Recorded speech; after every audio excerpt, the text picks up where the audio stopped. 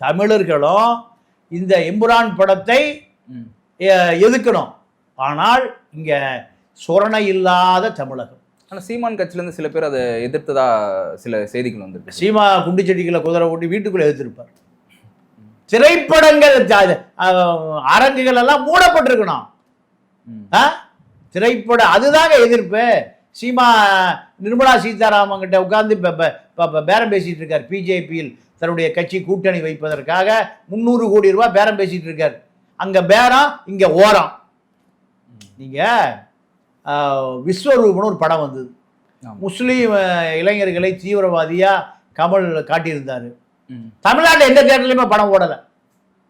கமல் சொல்லிட்டாரு, நான் அமெரிக்கா கிளம்பி போறேன், இந்திய குடியுரிமையை நான் ஒப்படைச்சிட்டு எங்க போறேன், அமெரிக்கா போயிடறாரு. நீ கிளம்பியா முத வேலையா? அப்ப அந்த அம்மா ஜெயலலிதா இருந்தது. தியேட்டர் ஓனர் சொல்லிட்டான், இல்லைங்க எங்க தியேட்டர்லாம் நாங்கள் பாதுகாப்பு கொடுக்க முடியாது, ஒவ்வொரு சீட்டு விலை உயர்ந்த சீட்டை பூரா பிளேடு போட்டுருவான்,